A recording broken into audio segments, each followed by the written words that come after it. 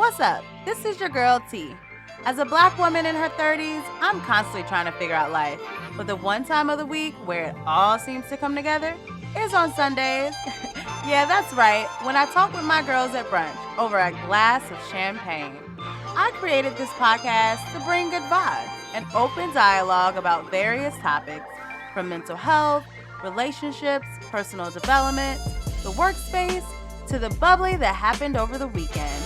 Sundays are a time for celebration, rest, and reflection. So welcome to Champagne Sunday. Grab a glass, pop a bottle, and get ready to pour it up.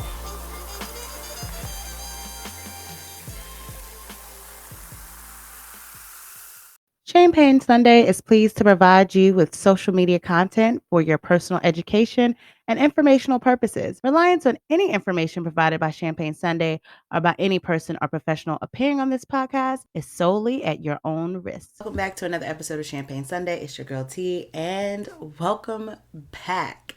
I am laughing at myself because it has been a struggle to record this podcast today. I have started, I have stopped, I have started, I have stopped again and again. And it's funny that it has been a struggle because the episode of this podcast today is called The Struggle, which was only named that because it is the name of the season finale, or should I say, back up, the series finale of Snowfall. The name of the last episode of the series was called The Struggle.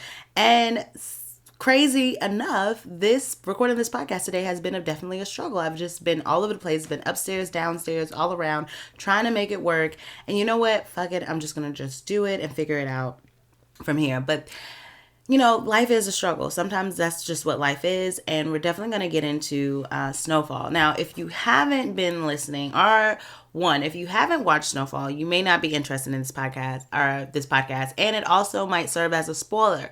So I would advise, if you haven't watched Snowfall at all and you plan to, then you might need to log off. And if you have been watching and you aren't all the way caught up, then I advise you to log off and skip this episode, because we are going all in about Snowfall and we're giving all of the spoilers.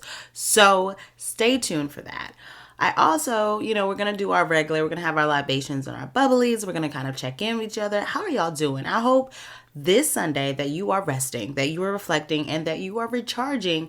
And even though sometimes we have the Sunday scaries and we are over it being Sunday, because after Sunday it's Monday, and so we don't want to go back to work, but Sunday is a great time to go to church, of course, to enjoy your day, to relax, to reflect, to just recharge, and just to get your day started, and also reflect on the last week and how you can make this week better. So I hope that you've been using your Sunday in a most productive way.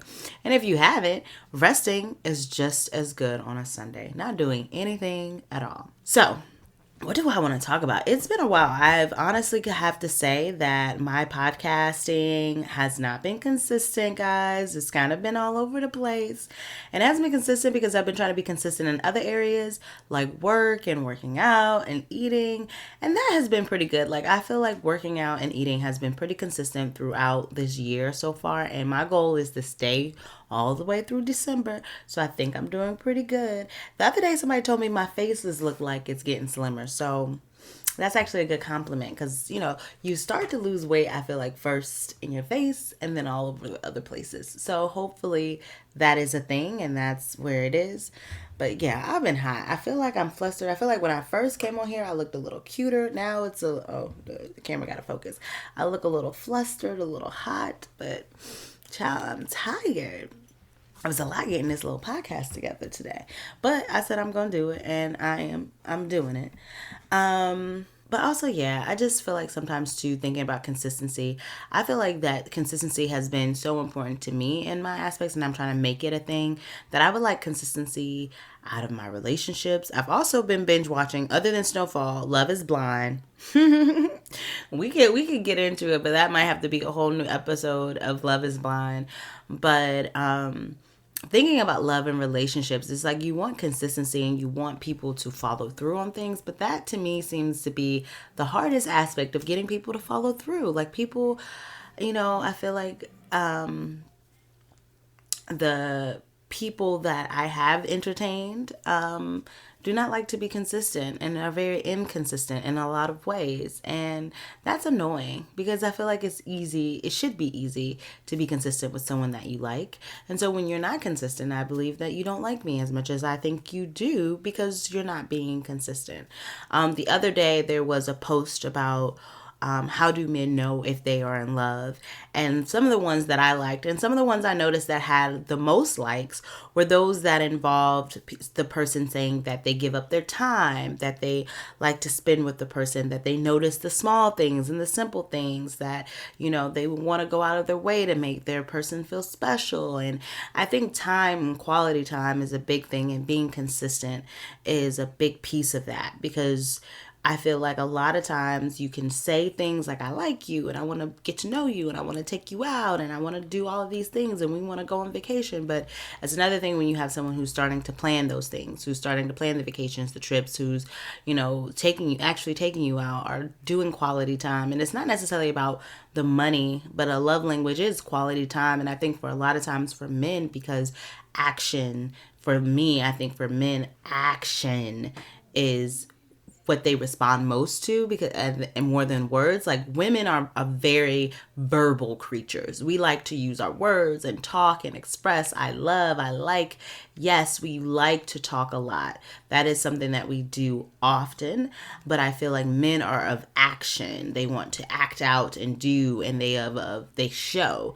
And I feel like when you have a man who's saying things but his actions aren't aligning, there's something going on there, and so I feel like again, it could be another episode or another podcast, but I think consistency is the key word for today. We don't have keywords, but we're going to have a keyword today, and it is consistency. Whatever you're doing in your life that you really want, I feel like you should be consistent in it, whether it's working out, eating, your job, your career, like your schedule, your romantic relationships, your friendships. Be consistent in those things if you want to see growth and you want to see change and you want them to develop. Because I feel like without consistency, things can't really develop because you're not putting in the time and the effort and the attention these things need in order to grow. And so when you're not putting in consistency and you see that you're not getting the outcome that you want, don't get upset and get mad. Be mad at yourself because you're not putting in the consistency. And I think that's it. And I don't really have a good poker face. When I'm upset, I'm upset. When I'm mad, I'm mad. And people understand, people notice that.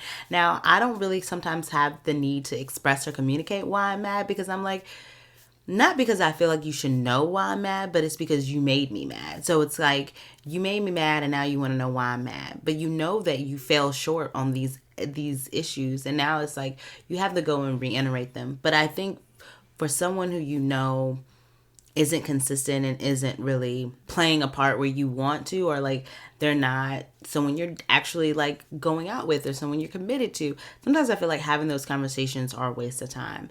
And so I think a friend told me, I was like, why do we always end up in these weird situations with these people? And she said, because you decide to do these things. You decide to like entertain the bullshit. You decide to pick up the phone. You decide to call. You decide to talk and text. You decide to go on that little date. You decide to go on these things. And then you realize you're in these shitty situations because you decided to partake. And so, I'm going to start deciding not to. I'm going to decide to start saying no. Because I'm kind of I feel like, especially when you think about like situationships and things, and I feel like I'm going on a little tangent, but I just feel like this has been weighing on me. When you get into relationships or little side situations, or often I feel like women will say, I don't really like him, but I like talking to him because it's the attention.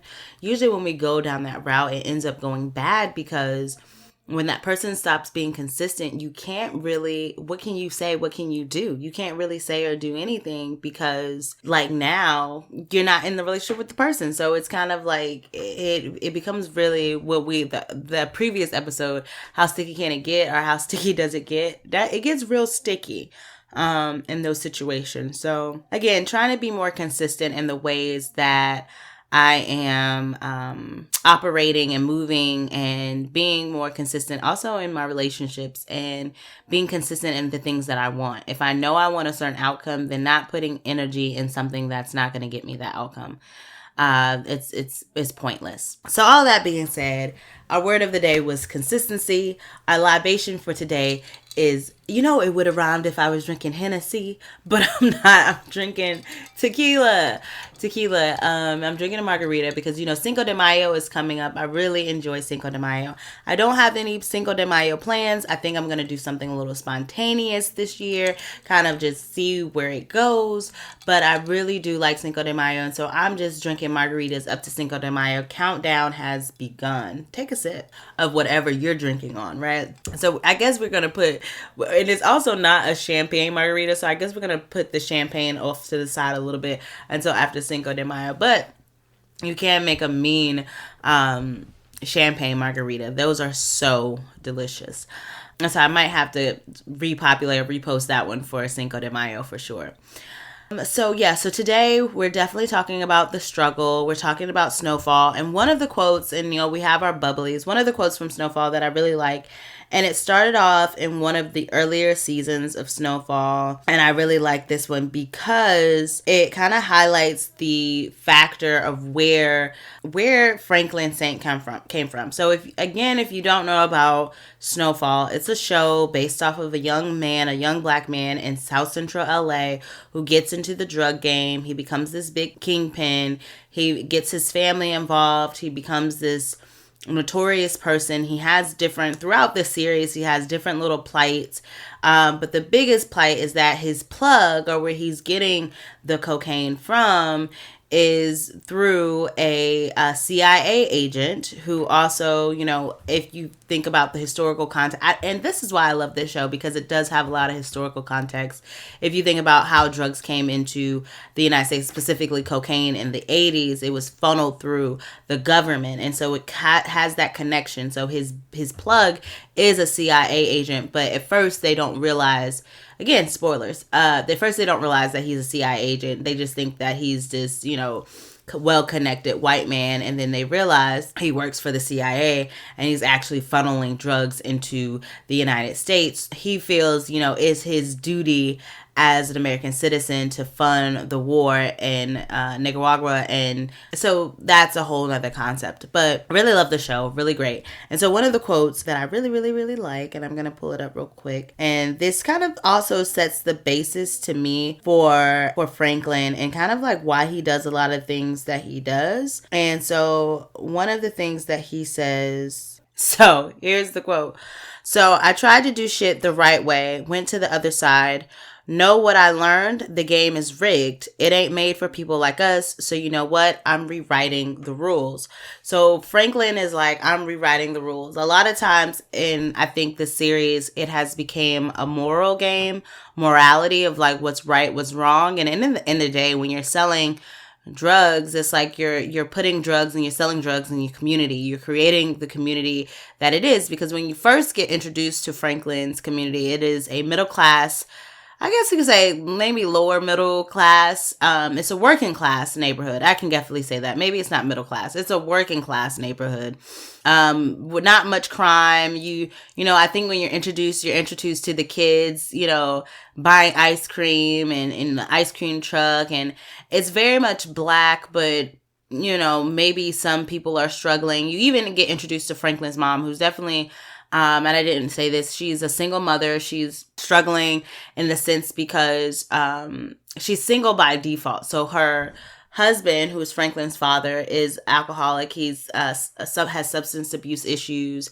He's addicted to alcohol, and so he's not in the picture, but Franklin knows where he is. So he's kind of like a part of the neighborhood still, but not a part of their family anymore.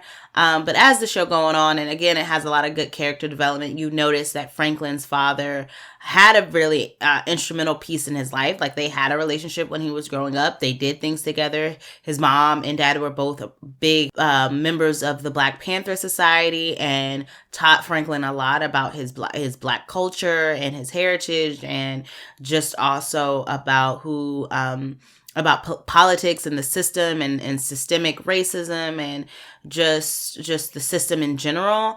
And so he has those memories of his father, but I think because he's been seeing his mother struggle so long by herself and he hasn't been there, that he sees his father as a deadbeat, that his father, he starts to like hate his father and not like him. And because of pretty much, I think you also again starts to see in the series that Franklin's father kind of goes down this path because as a way of coping because of the things and the demise of the Black Panther Party. And so he can't cope with some of the things that are happening within the party and how, again, the government is trying to control the Black Panther Party and kind of break it down and kind of destroy it in a sense. Again, a lot of historical context. And so he kind of goes the wrong path and chooses alcohol and the way to cope. And it kind of just goes and just diminishes his Franklin's perception of him. And so you see this neighborhood, right? You know, it has some bad, like then you think about Franklin's father, but it has a lot of good. It has, you know, people working hard for what they do. There, you know, at the time, I think you do see drugs, but it's mostly like people are smoking weed or marijuana. But crack isn't really a thing yet, right? Crack isn't here. And so you see Franklin introduce crack into his neighborhood. And so a lot of times the morality piece come into hand because you would say, isn't it, you know, how could you do this to your own people? Like, how could you bring this drug into your neighborhood? But then you think about who Franklin is and his path, right? And so Franklin, in the quote that I just mentioned, said, you know, I tried to do it the right way, but the right way is rigged. And so what you see in the beginning is that Franklin is a bright, what could you say? A bright young scholar with lots of potential, right? He really is. He's a bright young scholar with lots of potential. And he has an opportunity to go to college. And he, I think, is it college? I'm pretty sure it's college. I want to say he has the opportunity. Yes, he has the opportunity. Now, again, bear with me because I haven't rewatched old episodes in so long. But Franklin has the opportunity to go to college. And he goes to college, but then things get shaky because his mom is really struggling. And she's like a property management. And she works for this harsh and very hardcore white man who is just being an ass about things, and she's working hard and doing her shift, and you know she's trying to do her job, but her job isn't easy because it requires her to, you know, requires her to evict people out of their homes, and so it's not an easy job, right? And so when it comes to paying for tuition and things, Franklin doesn't have the money. You know, he's working, you know, at this convenience store. He's, you know, trying to go to school and do right. He's actually taking a bus to go from South Central all the way to where his school is. Like, it's a long commute. Like, he's really trying to do the right thing. But he realized, like, no matter how hard he's trying to do the right thing, he keeps sinking. You know, every time he's trying to swim, he sinks. So Franklin becomes and get this idea of, like, selling drugs, even though it's wrong, it looks out for me and my people. And so in the series, you see that it becomes a lot of conflict of morality, and it keeps challenging morality. And I think this season really challenged morality for him because it now became, I think any other time in the season, it was Franklin against, you know, others, like Franklin against others. So the choice was always easy. I'm going to choose me, like either me or them. I'm going to choose me. But this season was hard because it was like me or your family. Like the them was his family. It was, you know, your mom, it was your aunt, it was your uncle. And Franklin continued to choose himself. And so I think that's when you started to see how far Franklin would go in choosing himself. And even when you say it's like the system is rigged, because I think a lot of times people would say there were plenty of times like after, you know, I think the catch is that, you know, and this is where a big theme comes in, the theme of struggle, but also the theme of addiction. Because after a while, like, you're starting to reap the benefits of doing the, you know, selling the drugs and, you know, taking out the enemies and doing all the things that you need to stay afloat. But when do you pull the plug, right? And so I think Franklin was trying to pull the plug and trying to get out of the game, but then there was a struggle. There was a caveat. So his plug, what I mentioned earlier, the CIA agent took his money, like all of the money he had been working on. He had $73 million that he had acquired through the drug game over the years, and his plug took it. So then it's like, what do you do? So then it becomes a fight for getting what you feel is yours. And then that ended up being the demise of, or the end of Franklin. And I think it was really empowering. And I, talking to a friend about this and thinking about the psychology of it, that Franklin is definitely, when you think about genetics, and I think even this was written in the showrunner's notes. He said that it made sense that Franklin kind of had this addiction because it's genetic. He was already predisposed to it because of his dad, because of those things, and then it would just make sense that he ended up having this addiction to the drive of getting this money back. And that's what we saw it at first. We realized that, at first sometimes people may say it's the drive to do it, like you really want to do it. But then you look closer and you realize, like, wait a minute, this is an addiction that Franklin has to getting this money. Because even when people are telling you, oh, you can get it this way, or, we can try to, like, for instance, he started to invest in properties. And so when it's like, well, we can take the money from the properties and try to do something else, or we can do XYZ, when alternative plans were presented to him that were very logical, he didn't want to go with the plan. He was hell-bent and addicted to the idea that he had to get his money back. He had to get it back. And then it gets to the point where he is 10 seconds from getting the money back. Like, imagine being on this, if you're listening, I'm pretty sure you watched it, but just imagine being on this journey of going to get any outcome. That can just not mean money, but let's say you chasing a bag, like you're chasing your degree, you're chasing, maybe you're chasing for your family to be together, or maybe you really want your family unit to be, and as soon as you look like you can see it, that it's going to happen, like you see it's going to happen, it's snatched away from you. And I think that's the breaking point for Franklin, when his mom shoots Teddy. And so Teddy is the plug. So when his mom shoots Teddy, that is the breaking point for him. And I think that's when we start to really see him mentally decompose into this alcoholic. So I knew that I knew alcohol was going to become essential into this storyline in the end, because it was a scene where he was in the bar. It was right after Teddy. It was when he called Veronique and he talked to her, and she said, just come home. And instead of coming home, he sat at the bar. And he sat at the bar and he just sat there. And then the bartender said, I'm going to give you this on the house for free. I'm just going to give this to you. He took the shot, and it was a zoom in on the shot, and it was real slow. Then there was a zoom in on Franklin. Then it was a zoom on, slow hesitation of him picking up the shot. Slow hesitation for him drinking it. Whenever people are creatives, or whenever I see in movie or film that there is a very specific draw to a certain item on the screen, whether it's a close-up of something or whether it's a very much like they're highlighting a what seems insignificant scene or thing, I'm like, that is going to be a prelude to something that's going to come back somehow. If it doesn't come back somehow, I'm like, maybe it's, a patronage of something in some other film.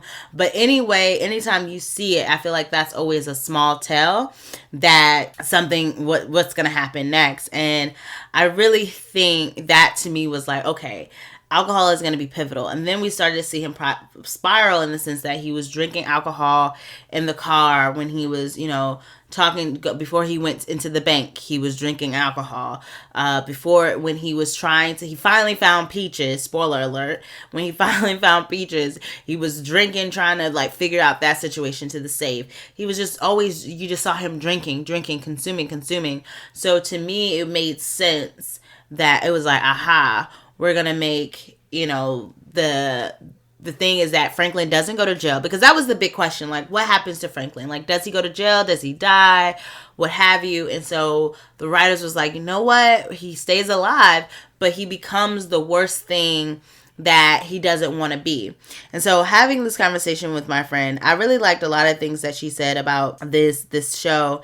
And so I'm going to kind of like say some of the things that she said. I wanted to come on the show, but she didn't want to come on the show. I think she was busy or whatever.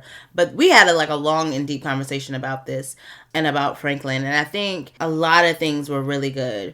And so I think the thing that she says she liked about it, that the show starts with, we see Franklin, right, being this drug addict, and him, working at the same liquor store that he ended up at, right? So at the end, he ends up going in the liquor store that he used to work at. So he used to work at Chow.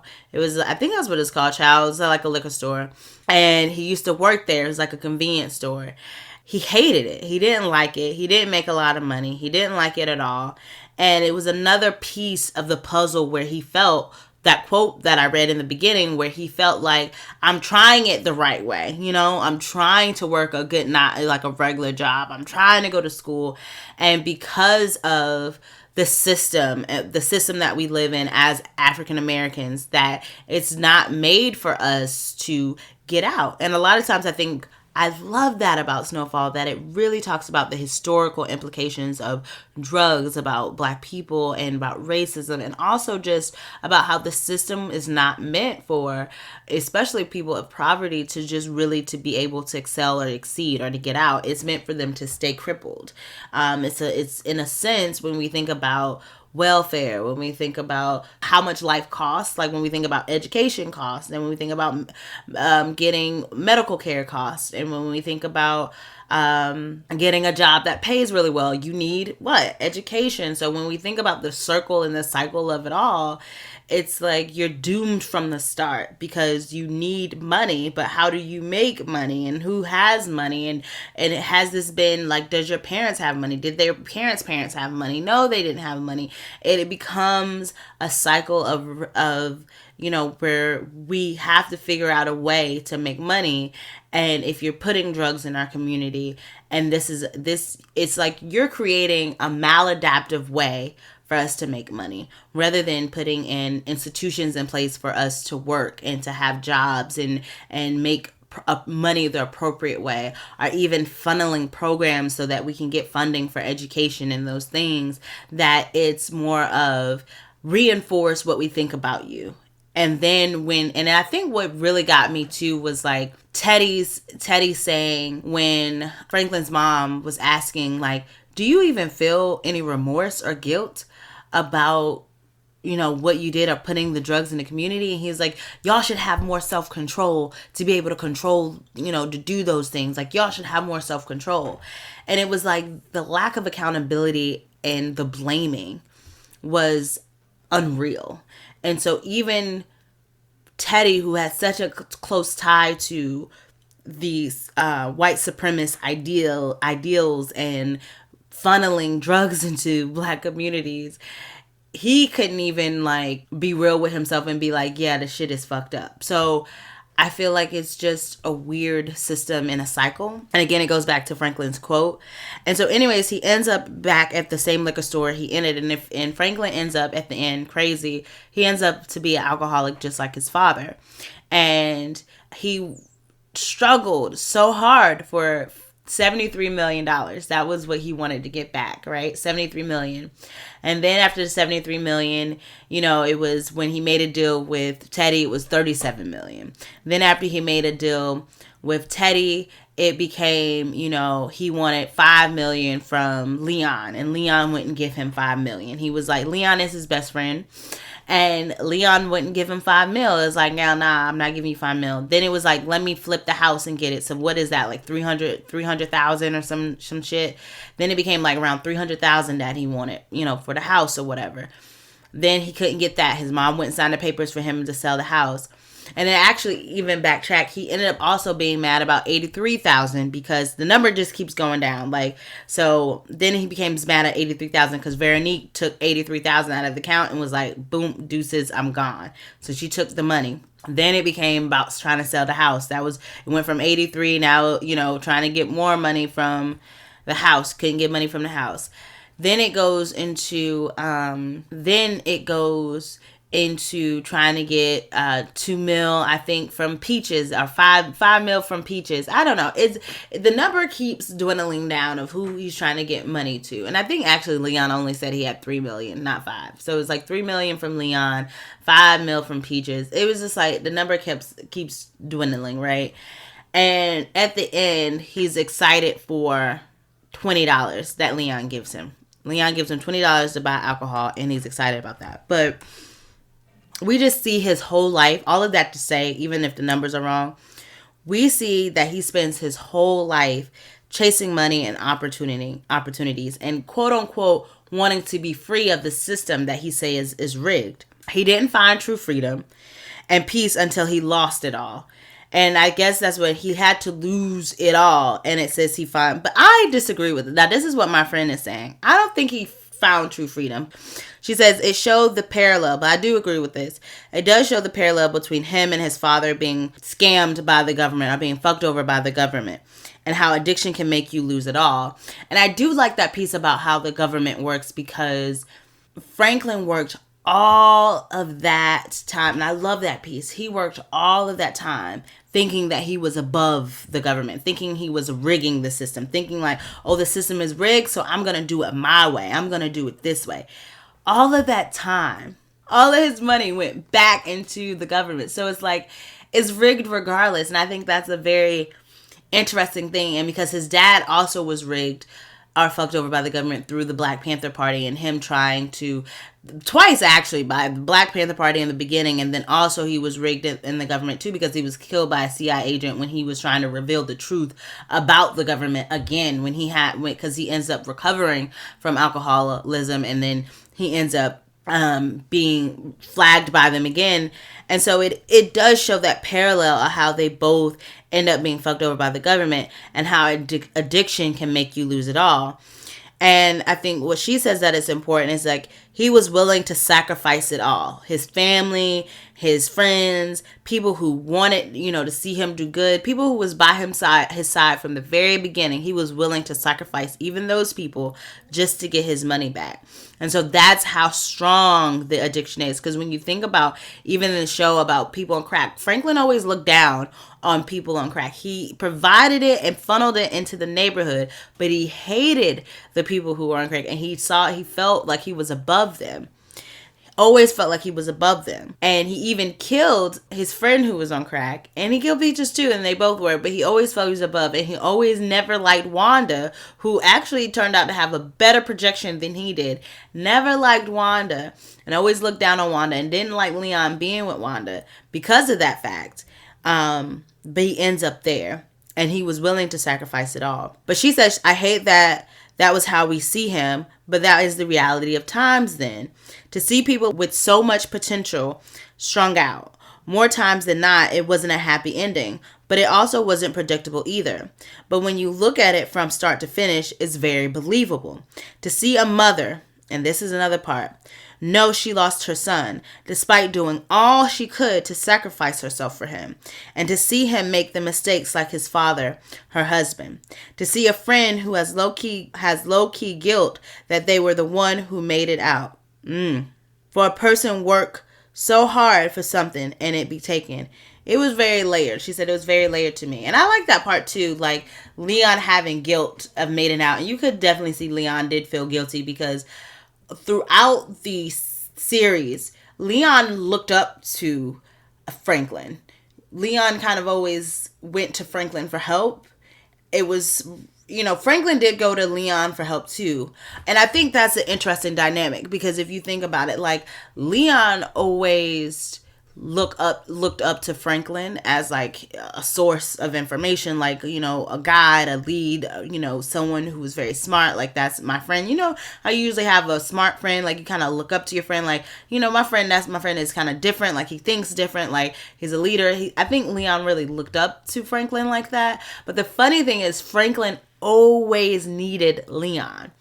Like, if you think back from the very beginning seasons, Franklin always, to that first time when Franklin had to make he had to do the kill. Like, he always needed Leon. He always needed Leon there. But I do like how she said Leon felt that guilty, like he couldn't, like he wanted to rewrite the story and he couldn't. But there were a lot of parallels, and I do think like Franklin's mom, Miss Saint, I just think that, you know, she did try a lot to help him, and I think it speaks to a lot of times mothers who are trying to help their kids, who are trying to lead. And a lot of times you say, you know, you raise your kids right, but then after so long you have to kind of hope that you just raise them right and just like let them make their own decisions, because after a while you can't do anything about that. And I think it hurt and pained. Franklin's mom didn't even talk to him at the end. Like she just was, I think she was so disappointed.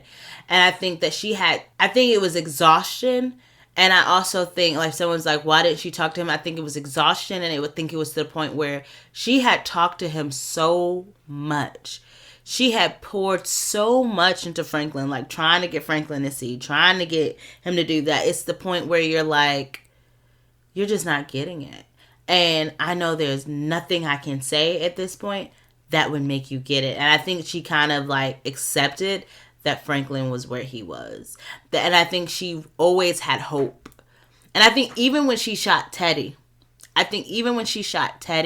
she thought Franklin would have hope, like he would maybe see.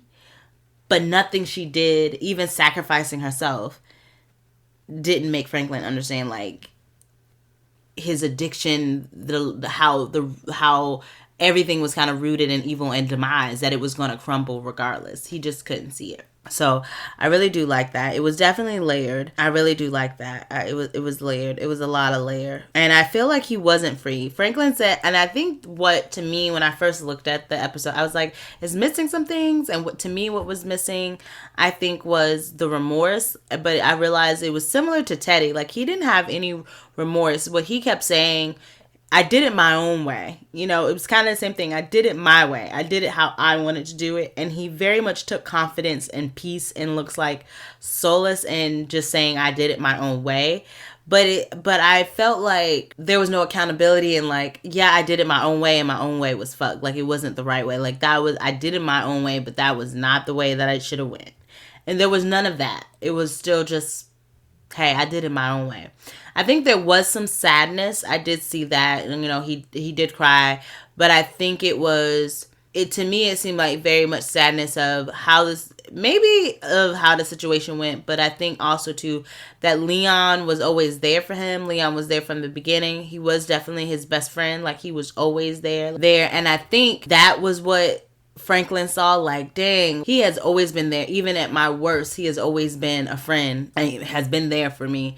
I don't know if those tears were more so like, maybe let me say they weren't sadness. Maybe tears also of guilt too. Let me rewrite if she was saying if it was guilt from Leon or guilt from Franklin. Let me see. No, she was talking about Leon. But I think Franklin might have had guilt there too, that Leon was such a great friend, but I don't think he was a good friend, but I think it's like his mind wasn't on friendship and like my friend. His mind was so much tied to the addiction, the corruption. Like, I gotta get this money. And I feel like even if Franklin got the money, I don't think he would have been successful. And we talk about that because he had this addictive personality trait. I feel like no matter what would have transpired, that he would have ended up being kind of like addicted to something.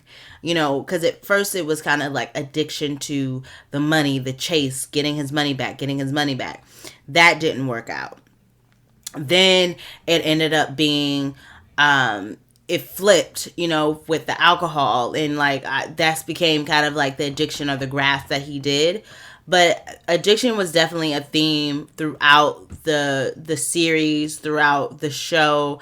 Addiction to money, addiction to power, addiction to the truth, because you see like Alton, you see the reporter, you see the DEA agent, you see the KBG. They were all addicted to the truth. What is the truth? They were trying to find the truth. They were trying to uncover the truth, going dangerous routes and going to different places and things and doing it different ways where it was detrimental to their being, where they ended up dying because they were so addicted to uncovering the truth, going routes, and when they should have probably pulled back. I think we also see, even addiction, again, starting with Franklin's daddy, with Alton. In the beginning, it was addiction to alcohol, right? Which why I think, even if Franklin, again, would have ended up maybe in college, or if he ended up in a totally different trajectory, or if he ended up getting the buildings or the licenses, I think it's hard, because even when he had the opportunity to sell the properties, he said no. He said, no, we're not selling it. What are you talking about? And he turned the man away. So it's kind of like an addiction, in a sense of, sometimes we call this in psychology of, like, sometimes people perseverate. And I think you see that too, like, it's people perseverate on one thing, are one area where they're stuck. So it's also, when you think about addiction, it sometimes limited processes of cognitive flexibility for you to think about or do things other than that one thing. And so we saw a lot of Franklin perseverating on getting the money, perseverating on this idea of being this mogul, this property mogul, and what it was going to be like. This has to be like my story, perseverating on something that was very much not going the way. Like, are you able to pull yourself out and say, hey, things are not going well, I might need to try an alternative solution or try something else. And you see that Franklin is, even when all signs are saying like this is not going to work, he's still trying to force it to work, which to me is like a lack of cognitive flexibility, or to be able to switch and alternate, which is a cognitive skill that some people don't have. Sometimes you see it a lot. And I'm not trying to say that Franklin had autism, but sometimes you see it a lot with children who do have autism, where they're perseverating on a certain topic. But all of that to say is that it's a cognitive skill. It's a cognitive deficit. And if you have addiction, you think about the brain processes that works with that. And so if that addiction can be manifested differently. It can be maybe work. It can be constant state of stress. Sometimes people are addicted to working and doing a lot of work, and maybe, having those things. But once the money was gone for Franklin, it started to manifest as alcoholism. So once he realized, like, okay, the money's tapped out, I'm not getting the money, it became alcoholism. And it also, too, this is a question, like, I could have to put this up. I'm going to do a poll on Instagram. Like, do y'all think that Franklin was also doing crack? Like, in the end, it showed definitely that he was addicted to alcohol. But do you think that Franklin was also doing crack? Like, his teeth were showing like they were, like, he might have been doing other things. And, like, maybe alcohol was numbing things at first, but then he may have went harder to crack. Again, when you're thinking about your brain and you're thinking about addiction, you think about the chemicals in your brain, and you're doing whatever to chase a high. And so, we call dope because of the dopamine effect. And what is the dopamine effect? The dopamine is part of the dopamine, or the neurotransmitters dopamine, that is a rewarding, it's like the reward drug. And so when we get a taste of it, we can have, usually dopamine is released anytime we're doing something that's rewarding. So it can be, when we're scrolling on Instagram and we see that we get a lot of likes, it releases a chemical called dopamine, and we're attracted to that. So that's why usually when we're on Instagram and we get likes, we're trying to feed into that like what can I do to get more likes? What can I post? What can I do to feed in that drug? And so that's why we call dope, because we're thinking about the neurotransmitter dopamine.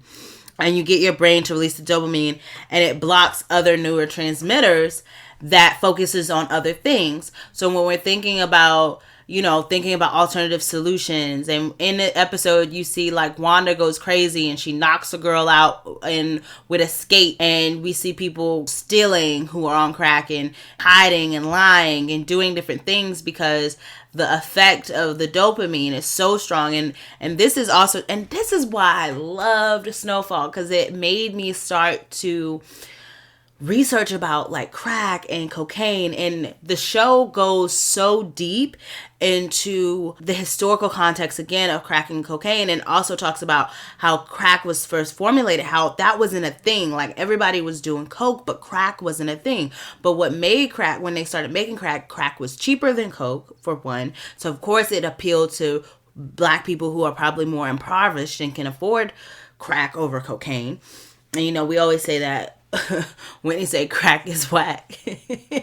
And so, because it's cheaper, but we also see that it's highly more addictive because it's mixed with different chemicals and compounds. It's broken down, it's mixed, it's less authentic, and the high is shorter, so it makes you want to go ahead and get it again. But the high is also stronger than coke. So if you have crack, the high is shorter, it's shorter amount of time, but it's stronger. So you mean that dopamine is boom, is really releasing. It's like, yes, I want it. It's coming back. It's giving you this euphoric, crazy feeling but it lasts like a second. It doesn't last that long. And then now you're on the asp of, I gotta go get it again. You're chasing the high, right? And so you see, so even me doing that was me doing research and figuring out, how you crazy, like how you make crack and and they kind of show you in the show too, like how cocaine becomes crack. But I wanted to know more about like what it was and like why it was highly more addictive than cocaine. But again, because it is mix and compound with different things, and then also it gives you a stronger high but it's shorter, and so you're chasing the high. And so it kind of reminds me, when you're thinking about addiction, whether it's drugs or whatever, I think Franklin was chasing the high. And I think in this last series finale, you kind of, well, not this last season finale, but the last episodes, you see that he was getting bumps. So like for me, a bump would be like when he finally got Teddy and also helped him get Teddy, right? That was a bump. Like, ooh, you got a high, like, ooh, it's going well. And then you get a bump when, he gets Teddy locked down into this room. It's a bump. Then you get a bump when Teddy starts speaking because he's torturing Teddy. You get a bump. Like, he's getting all of these highs, and then Teddy finally, tells him, here's where the codes are. There's a bump. Like, you're getting a high, and you're fueling on the high, and you're chasing it, and you're getting what you want, and you're being rewarded. So, when we think about also highs and dopamine, your reward system. So you're being rewarded. It's feeding into the reward system when you think about dopamine. And then all of a sudden you're getting all of these highs. You're getting closer and closer to what you really want. And then like that, it's taken away from you. And the showrunner talked about the mental downfall of what that would be, that a lot of times people were asking, well, Franklin could have did this and Franklin could have did that. Like, I even was like, where's his private jet? Like, all of these things that he could have done. But it's like he didn't have the mental capacity to do that anymore, because at this point, because I think he was trying, right? Like, he was like, well, let me go find Peaches. That was maybe a spark. And then he finds Peaches. He's like, yeah, this is going to be it. And then he realized, like, Peaches ain't leave him. It's no money. Peaches, And again, another way of showing how strong the addiction is, because Peaches took $5 million from him. By the time Franklin gets to him, which I guess is kind of, sometime afterwards, but it's not that long of a time. But by the time Franklin gets to him, it's only $1,200 left. I think it was like $1,200. I'm pretty sure it was either $12,000 or $1,200, but I'm pretty sure they said $1,200. And it's not that much left. And so it also goes, again, the strong of the high, because even when you see Peaches is strung out on the couch. He got like his bloody arm, like he's been injecting himself. It's just a mess. And so again, you see the culture, the neighborhood of what Franklin created, because in this series, Franklin created crack. And not in the sense like he actually created it, but he created it in the sense that he learned it somewhere else. He brought it back to his neighborhood and he funneled it into his neighborhood because it was making the money. And so I think you just get to see that, and you see how it comes full circle, that he becomes a part of the neighborhood. But I really wish, to me, what I think the show, the finale, was missing. I liked it. I'm not going to sit here and say I don't like it. I'm not going to say I hate it. But what I think the finale for me was missing was more of the historical context. Like, this show has went so well that it went all the way and showed the war in Nicaragua, It showed the transfer of guns for coke, the money transitions. It showed how sometimes that shit could go left. It showed also the making of crack. It showed how some other drugs were in the scene, like heroin. It showed the influence of gangs in drugs and how gang culture started to take over as well. It showed so much historical implications that it was just really weird to me that when it came to the last episode, that it didn't go all the way into everything when it comes to like, where is the neighborhood right now? Where is the war on drugs? You know, we know what year it is, but like, where are things right now? Like, what does things look like? It also wasn't really clear on if Leon was still selling drugs or if he was out the game. Maybe he's out the game. We don't really know. It did mention a little bit about the Len Bias law, and that's how it started in the beginning, by showing Len Bias and how that law started, because he was a potential to do for basketball. He was a great star athlete, and he ended up having a heart arrhythmia, I think, or a heart attack from cocaine. And so it became a law that people who sell cocaine to others and they end up dying, I think the law provided a mandatory minimum prison term of 20 years and a maximum life sentence, along with a fine of up to $2 million for cases of drug distribution that led to death or serious injury of a person. And so that was like the Len Bias. So it mentioned the Len Bias law, but I just really wanted a little bit more of the context. I also really wanted Franklin to be more, I guess, remorseful in a way. I feel like things all came crumbling down for Franklin, and I honestly don't feel any guilt. Like, a lot of people was like, I wish he had a happy ending. Really? I was like, do you see how many people Franklin killed? You wanted him to have a happy ending? Like, Franklin killed so many people. Did you not see how he treated his mom at the end? Did you not see how he choked up Veronique at the end? Did you not see how he clocked his gun on Leon? Like, y'all was really wanting him to like have a happy ending. Y'all should be fucking ashamed of yourselves. But I think that his ending was very indicative of his beginning. It also showed too, like, he talked about Veronique calling and Veronique saying that he had a son and that his son was going to the best schools and things. Again, it was very, very indicative that, again, you're having a son who looks like he's going to have a lot of potential, a lot of great potential, a lot of great supports. But, you know, it goes to show too, is it nurture versus nature? Because it's like, do you think that Franklin's son will be able to live a good and healthy life, even in adulthood, even with the supports that he has? Like, if he was able to have the best schools, you know, the best support, money, a very nurturing family. Let's say Veronique married and got a man. Maybe he has a great support system. Maybe he never even really knows that Franklin is his father. Let's say that he has Veronique and another man, and he's living in a great nested community and a great neighborhood. Do you think, is it nurture versus nature? What is going to win? Do you think his addictive personality traits and patterns will still come about, or will he be okay because his environment has changed? And I think that's really interesting because it goes back into twin studies. And a lot of times when you think about twin studies, they show that sometimes genetic traits and the nature can sometimes be strong. So even when people are given opportunities to be in better environments, that sometimes they are still predisposed to genetic dispositions or traits that still allow them to, maybe not, I'm not going to say like his life would be as bad as Franklin's, but sometimes still make decisions that are kind of based off of some of your genetic predispositions.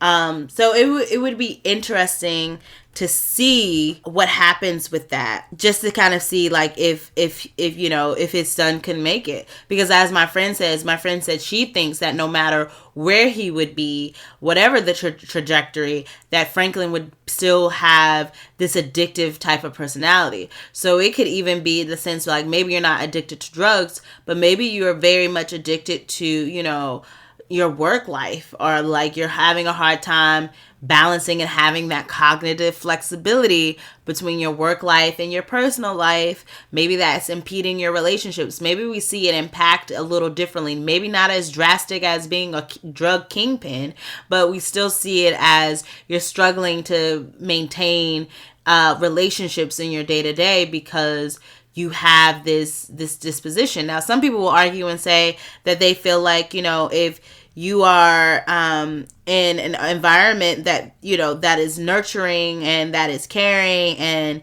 that nature is not going to take over. I think sometimes it really depends. I honestly kind of agree with my friend. But we also know sometimes that genes combined with the environment can produce some complex traits. So again, I'm saying it may not be as dramatic as what Franklin had. So yeah. So I think that is a good idea to think about when it comes to Franklin and those things. And I really do like the aspect of talking about the dopamine effect. And if you haven't, just knowing that it really is responsible for allowing us to feel pleasure, satisfaction, and motivation, and all of those things. And so when we don't have those effects, that's when we can start to feel a little withdrawal. And sometimes we can try to fulfill those with other things, right? So yeah, I really did like Snowfall. I really liked the episode. I really like the series. It was really great. Recommend anybody to watch it. If you watched it, I think I'm gonna go ahead and start rewatching the season and just the series in general. It's been a really long journey. I liked when episodes end really well. I think the last series that I saw end real well was Better Call Saul. That's a little different, but I like that it focuses on the main character and it does come full circle. But I like when people are able to connect all the pieces. And they did connect all the pieces on this one. I think if you focus, I'm a person who has a lot of questions about unnecessary stuff in shows. And so I do have questions. But I think if you just focus on the main aspect of Franklin, and I think the showrunner said that he wanted to focus on Franklin this episode, that he tied up other loose ends on purpose to focus on Franklin this episode. And he also talked about that those who showed redemption, those who showed remorse had happy endings. So we see Wanda has a happy ending. Oso has a happy ending, we think. Because also, I don't know about her calling, but some people are saying old girl calling was kind of suspicious out of the blue, and that she may be trying to get Oso to go to North Carolina so that the DEA can swoop in and take Oso, and I would not be surprised. But Wanda got a good ending, Leon did, and we saw Leon in his redemption episode. Like, he went through it trying to redeem himself.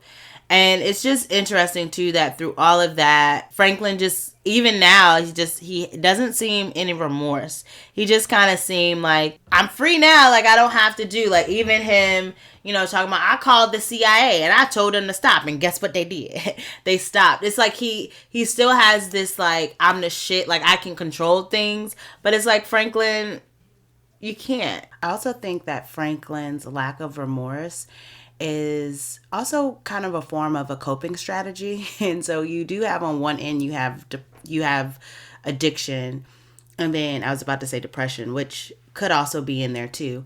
You have on one end that you have addiction, but I think you also have trauma that has been built up. And we saw that a little bit on that last season when it was the wedding and he had the LSD, and it was a lot of trauma that he was reliving.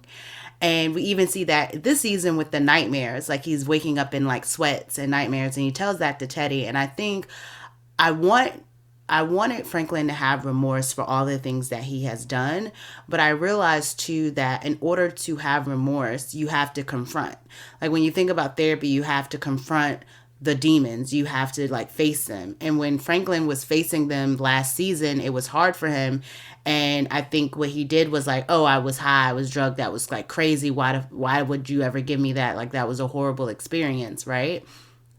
But I think Franklin has never confronted his demons sober. Like he's never looked at the things that he's done and actually like confronted them and in any way try to make amends. And kind of like again with the shoulder said that only the people who sought redemption, and we saw Leon go through that process again seasons back when he killed the little girl. Like, he went through this whole thing, and I feel like at times Franklin was kind of insensitive to what Leon was going through at the time because he couldn't relate. And I think that Franklin could never really, I don't think Franklin could ever really show remorse or like have the remorse that I wanted him to unless he confronted the trauma, unless he confronted the demons. And to be honest, confronting them, and I think it's hard. And so a lot of times what people do with trauma, like they mask by drinking alcohol or like addiction or like staying in a state where they don't have to be sober to face reality.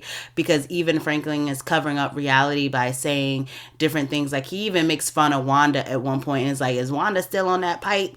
Like, it's like, how dare you form the words to say that about her when you're in the situation? So it's like interesting that he still is living in this space of in denial as a way of coping. It's kind of like it's his in denial is a form of a coping strategy. What we say is a defense mechanism where it helps you to, it's a maladaptive way of coping with what you're doing. So it's not only the alcohol that's helping him cope, it's helping him stay in that to be not sober, to stay in a place where he doesn't have to confront his demons. And then it's also the fact that you've never really confronted them, and you, instead of confronting them, you have made up. To me, I feel like this whole thing is a facade. This whole idea of that I did it my way, and I did it my way, I'm free now. It's kind of like a way to rationalize the shit that just happened to you, right? Like how when you go through a lot of trauma and a lot of things are happened over and over and over, and you're like, wow, like you realize like, oh, I have no control, like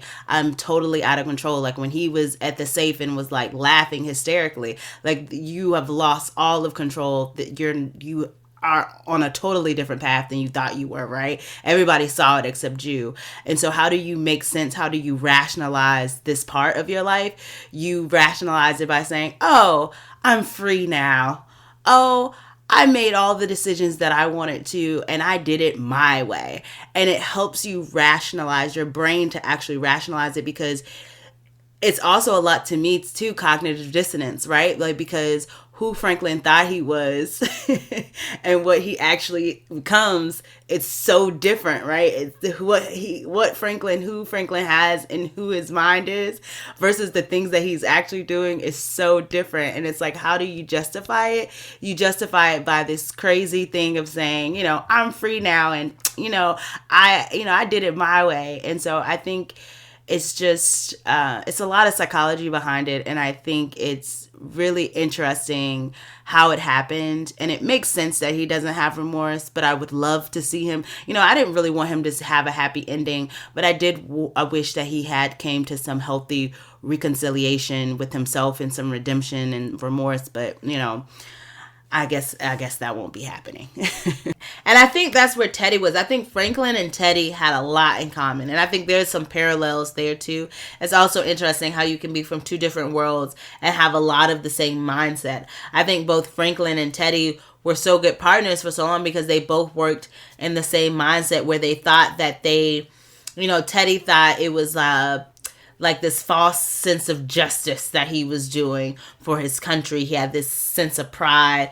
But Teddy also sacrificed his brother. He sacrificed his dad. He had his family in danger a lot of the times. And Franklin did the same for the self-serving goal, to be very selfish in that way.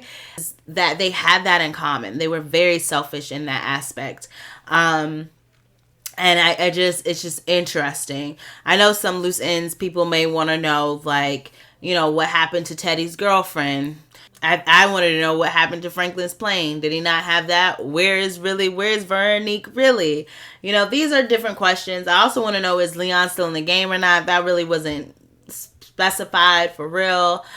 There were some things kind of left untouched, but I think, again, if you focus on the main thing, which was Franklin, that you'll get the gist of it. They also, did an ending where for John Singleton and kind of the Boys in the Hood, and because he was also a creator of this show in the very beginning. This series was really good. The series was really good. I do recommend it. I don't think I have any more talking points about the series. I think that was my main thing that I wanted to talk about, was the ending and the addiction point. I do feel for Miss Saint. She tried her hardest. I mean, she tried hard. When you talk about a black mother trying to save her son from the environment from where they are, and I think that's another piece of where and I think she was conflicted so many times, and she was conflicted to the point she was like, if I can't beat him, join him. So she even joined in on the whole drug game in hopes that he would,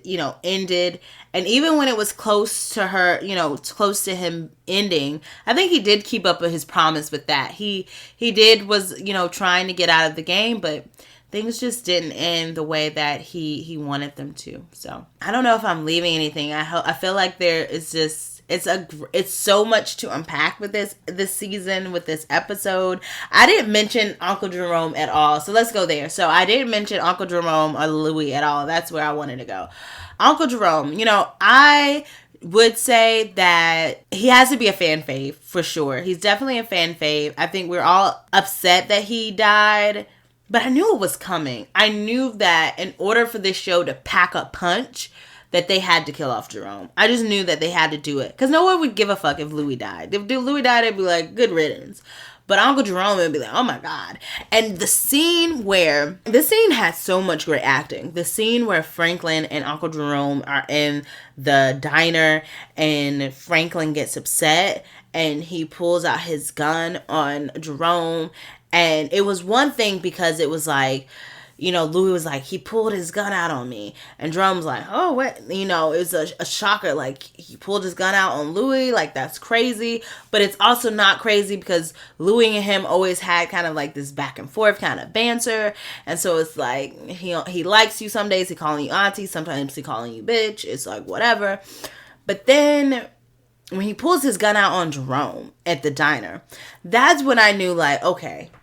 I also knew, I was like, Franklin is at the point where he's spiraling, because it's like, you're going to pull your gun out on your unc, like, you're spiraling. Now, it was admirable that he did go and try to save Louis twice. He saved her and told Unc about her and the, that Kane had Louis. And then he also gave a heads up to Louis when the DEA was coming to her house. To raid her house, but I don't really care. Like, Louis on the run, she's gonna have to run the rest of her life. I really feel like she's at the ranch and the people at the ranch covered her, but I think that it's, even the showrunner said this too, and I was thinking it, I don't think it's like all roses and daisies at the ranch. I think the people at the ranch are gonna be like, look girl, we covered your ass, but you're hot, you gotta go. I think they're gonna give her the boot. I think she's gonna get the boot because she's a little spooked. It looked like she was from the trees. It looked like she's somewhere in the South. And so it's like, you got all the way to the South. You was all the way, you was all the way in LA. And you went all the way to, because it looked like she was in the South. You went all the way to the South and they are still on your ass. Girl, you ain't gonna have no good life. I feel like Louis, and then that's another, like, when we think about addiction, right? Even Louis, I feel, was addicted to the game, because Jerome kept asking her, what more do you want, Louis? What more do you want? Like, what more can I give you? Like, I did what you said. You wanted to get in the drug game. We did it. I didn't want to do it. You wanted to go ahead and, expand. We did it. You wanted to go and then take away from Franklin. I did it. Like, you keep wanting to do these things. You want to go after Kane. Like, I did it. Like, you want to do all of these things and I'm doing it. But what more do you want? And so, again, addiction, because it's like, because even when they sat on the couch and he was asking her those questions, she couldn't give him an answer as to when she would be satisfied. And so you can't give a person an answer when you're going to be satisfied when you're addicted to something. You can't say, like, yeah, after this last hit, I'm going to be done, because you're addicted to it. You need the constant state of hits. And I think even if Louis The funny thing is too that Louis is on the run, and I'm pretty sure she's scared. But the thing about it too, I think if Louis was living a regular life, I don't think she would be happy. So the funny thing is, like, she's running and she's probably like scared for her life and very inconsistent. But I feel like if Louis was like, because if the person who has it all isn't happy, then you're never gonna be happy. Like you had everything that you wanted, because at first Louis was like, I want the club, and then she got the club, and after club it's like, I want this. Like Louis was getting everything that she wanted, and Jerome was giving it to her. Then it was like getting married. Like she had all of those things. And it's like she was never satisfied. And so again, we see the addiction of, it's just the struggle and the addiction together. It's like, it's a struggle because you're in a situation, as I feel like all of the whole family was in a bad situation. You know what I'm saying? So like they were in a situation where they were working class, they were working hard, still not making ends meet and struggling. And so when you think about the drug game and you're thinking about it, you're like, initially it's like, oh, it's easy money. It's like something I can do real quick. I can make some quick coin. I can make money. Even though it's wrong, you see the benefit of it, right? And because right now, like you said, like Franklin said in the beginning, the system is rigged. So you like, let's go with it, right? Fuck the white man, let's do it. But then you see how much problems come with it. And you start to question, a lot of people question in this series, was it worth it? Even when I was struggling, was it worth what has happened now? Because a lot of people have died. We have done a lot of bad things. I have a lot of guilt. I can't sleep at night. Like, was it worth it? And I think a lot of times people are like, it's not. And I think Miss Saint was kind of thinking like, it's not worth it. And I think it's also too, again, when I think about like not having remorse, and I think Teddy, and I say Teddy was similar to Franklin in that, and we saw that when, he's about to give the code, right? In the episode before the series finale, and he's on the phone, and Miss Saint says, hey, can you tell me again about Alton? Like, where is he buried? Like, where did you do with him? And he, I'm not going to, get it right completely, but he has this like, what the fuck? Like, I told you this shit. Like, I lied. Like, what do you mean? I shot the nigga twice and I dumped his body. Like, I shot him twice and I dumped his body. Like, and it was very much like an irritated voice and very much like, Eve, you're so naive. Like, yeah, of course I lied. And so there she's thinking, and you see her contemplate before she kills him. And in my head, I'm thinking that Miss Saint is probably thinking like, this guy can lie so well. He lies so great to the extent where he actually had me questioning, oh, maybe Alton is alive. And I know that in your mind, you're like, of course he's lying because he's in this difficult situation. But he said it so like real. And we've seen this with Teddy throughout the show, that he's very much very skilled when it comes to gunmanship, when it comes to intelligence, when it comes to not just intellect, but when it comes to like criminal intellect and just I'm forgetting the word, but kind of, I guess, like criminal intellect. When it comes to those things, that he's just really good at navigating situations and rough situations. And so just to see that he lied so simply, and I think she's taking that in, and then she's also knowing like, if he lied like that. And I also didn't understand Franklin in this episode, because I'm like, Franklin, Teddy. Like, if anybody knows Teddy, Teddy. Like, Teddy. Like, Like, the only reason Teddy did business with Louis, because he knew that it would get Franklin pissed. Let's be honest. Because at the end of the day, and he needed to connect into the neighborhood. But let's be honest, he ain't give a fuck about who Louis was, right? So, I just feel like, it's like Franklin. He is not going to keep the promise. Like, he's like, after you sat there and burned and tortured this man and let him urinate on himself and sit there dehydrated, gave him a sip of water, you think that he's not going to come back after you and chase you? You don't think, like, let's think about it. If Franklin was, let's just say Franklin was to get the money, right? Franklin got the money. She didn't shoot him. Do you know, like, you're going to die? Like, you're going to die on that hill? like that Teddy is gonna come and get you. Like that was your only time. Do you know how hard it took you to get Teddy, like to get a hold of Teddy? It took you to conspire with his main person also, who he also acted his ass off, because it's like, Teddy, you peeped everything. You didn't peep that Oso was like talking to the DEA and he was talking to Franklin. Crazy, right? But it took Oso for you to get Teddy, because at the one point, if Oso didn't show up, your ass was grand. Your ass was already, he was about to fuck your ass up and kill you. But at the end of the day, it's like, you are not gonna kill him, and you also promised Oso you was gonna kill him. So now you breaking promises and your word ain't shit, because now you told Oso you would kill him and you didn't, because you're ready to sacrifice for that money. But it's like, are you not thinking? And that's why, and I think that's why, again, it's like addiction, because when you do have an addiction and you're chasing the high, like, you're not thinking logically. You're not thinking about the future. You're only thinking about that moment. You're not thinking about what's going to happen next. You're only thinking about the moment. And Franklin, even though mindfulness is usually a really great thing when you think about only focusing in the moment, but when you're thinking about those things, it's not good, because you need to be thinking about, like, planning it out, like what's going to happen. And even the funny thing is, Veronique was going along with it, even though it was stupid. Like, even Mom was like, you're going to let him go? Like, that shit is dumb. Like, you're going to let him go? If Franklin had got the money, Franklin would have been dead.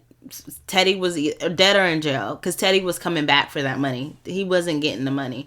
And also, too, I was thinking, like, yeah, Teddy is, like, giving codes and transferring stuff, but it's not like it's 2023 where you can go and say, oh, my money is in my account. You have to call people and do that. So it's also like, Franklin, you're even believing to the extent that Teddy is actually transferring the money in the right account, because somebody even pointed out, it was like, nigga would have been mad if he had transferred it into Louis' account. Like, you don't even know if he's transferring it into the right account. He's just saying, yeah, I'm making a transfer. You don't even know if the transfer is going into your account or if it would have went into your account. You're just like, oh, he was about to transfer it. And he's so mad at his mom, like, you couldn't wait just 10 seconds. But it's like, child, you still don't understand. And even Leon was like, I'm not giving you no $3 million, because like, if your mom shot him for that, don't you think it was a reason why she didn't want you to have that money? Like, come on, dog. Like, it was a reason she didn't want you to have that, because that was your drug, that was your addiction.